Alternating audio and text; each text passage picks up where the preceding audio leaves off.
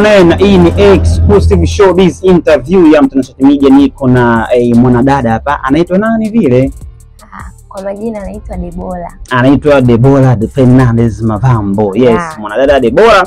Bwana, hii ni jioni tulivu kabisa, jioni ambayo yenye upepo fulani hivi so amazing na kajoto kwa mbali ndani ya maeneo fulani hivi, maeneo yaliyotulia. Nikasema hapana, kuna mwanadada hapa, nikapiga nayo story mbili tatu kuhusiana na real life, story kadhaa za mtaani, za uhalisia wa maisha ya hapa na pale, maisha ya kweli. Mwanadada Debora yuko ndani ya duka zito kabisa, duka zito lililosheheni vitu vingi, na vitu vyenyewe ni issue za pamba kali. Lakini bila kusahau tuna wadhamini wetu Divani Pamba Kali ambao wanapatikana katika mikoa mitatu ndani ya Dar es Salaam, mkoa wa Shinyanga kule especially Kahama, lakini pia na Dodoma, ambao wao bwana vitenge kwa wakina mama.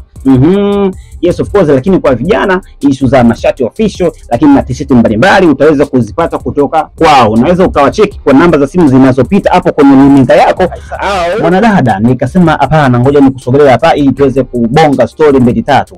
Na huko ndani ya duka zito. Bwana, hebu tuibie lonja. Hii sehemu vipi?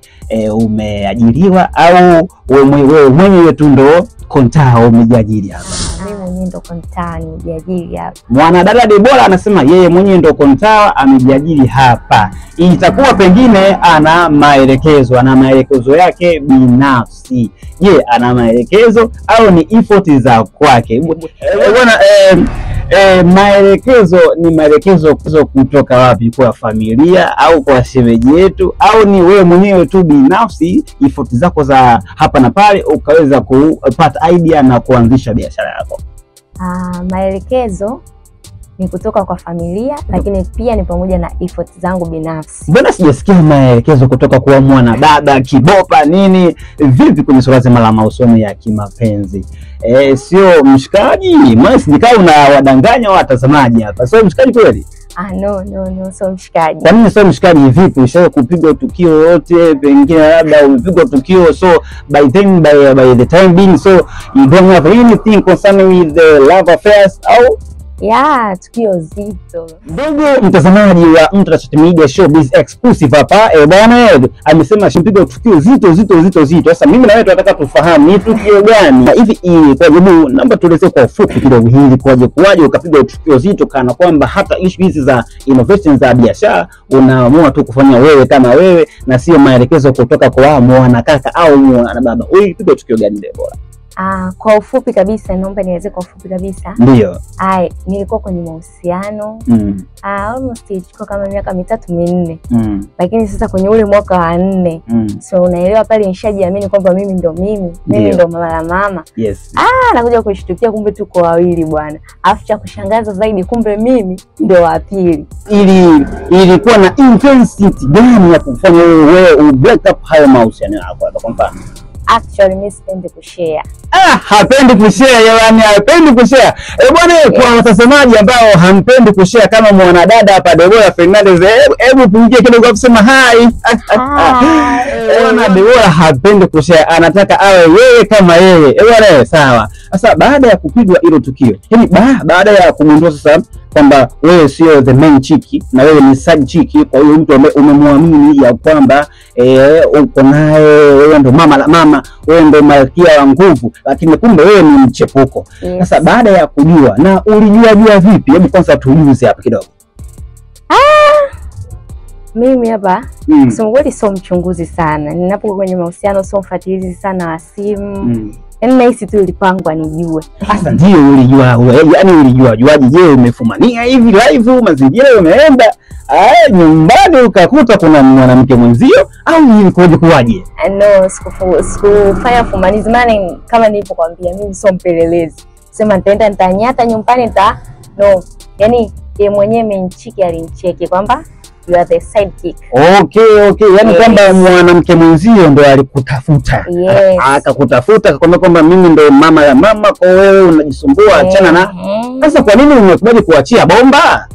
Ndo kama nilivyokuambia, hata hivyo mimi sio king'anga. Na sawa, wewe sio king'anga, si manake. Je, ulimfuata mwana baba na kumueleza kwamba kuna situation hii na hii au nilichukua sheria mkononi? Kwa hiyo haukumfuata hata kumfesi mpenzi wako kwamba kumwambia bwana kuna 1 2 3 4 5 6 7, je ni kweli? Je, ulimfuata? No. Sasa kwa nini sasa hapo sasa kama moto umezingua bridha? At the end of the day kama kufanya tu maamuzi ya kwake ya ku break up.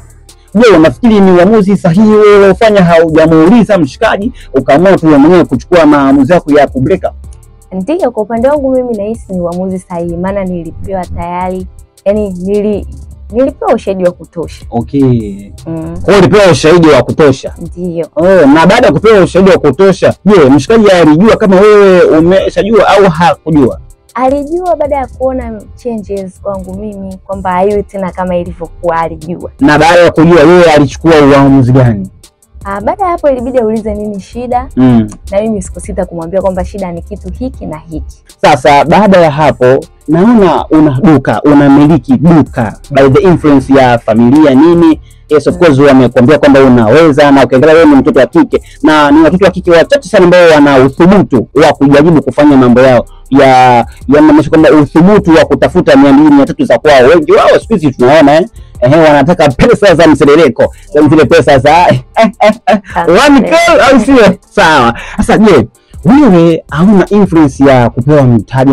Je, mtaji wa hii biashara kubwa yote hiyo, yani biashara kubwa yote, mtaji unatoa wapi? As I said before, ndio mtaji ni support from my family, lakini pia ni effort zangu binafsi. Okay. Ndio. Wadada mnaonisikiliza, mtaji aliyopata mwanadada Deborah hapa ni kutoka kwa familia yake, lakini pia ni juhudi zake yeye binafsi na kaona kwamba anaweza. Hebu subiri kwanza. Una miaka mingapi? 20. Bwana ana miaka 20 ujue. Mwanadada Deborah, wewe unanitazama hapa, jiulize una miaka mingapi na umefanya nini? Mwanadada, lakini siongei na wanaume, hapana. Ana miaka 20 tu Deborah, lakini ana bonge la duka kama unavyoona hapo kwenye runinga yako. Amepiga hatua fulani. Vina miaka 20 ni umri ambao anatoka kwa shule. Je, unasoma sekondari, unasoma chuo au unasoma wapi? Nasoma chuo. Anasoma chuo first year, second year, third year au first year, diploma, degree au degree? Anasoma degree first year, mwaka wa kwanza. Kuna watu wamaliza mpaka mwaka wa 3 na walikuwa wanapokea posho kutoka kwa vibopa zile za uhakika milioni 2 milioni 4, lakini mpaka sasa hivi hana chochote cha kufanya. Bwana jifunze kutoka kwa Deborah Fernandez Mavambo. Sawa, mwanadada Deborah, kama tunavyoona hapa una improvement kubwa sana katika hii biashara yako. Sijajua unapitia changamoto gani, pengine utatuambia. Sasa je, kwa watazamaji ambao wanaokutazama hapa ambao wangependa kukufahamu zaidi, unapatikana wapi? Ili kama kwa waliokuwa karibu pengine waje kushow love, waje kushow love kukusupport kwa kununua bidhaa zako. Je, unapatikana wapi? Kwa wote mnaotaka kuja kunisupport, lakini pia kuja kununua bidhaa zangu, ma t-shirt, ma jeans, pensi, tuna nguo za ndani pia hapa. Tuna bidhaa mbalimbali, siwezi nikazitaja zote. Kwa mnaotaka kuja kunisupport, mimi napatikana Kigamboni, mtaa wa Twamoyo.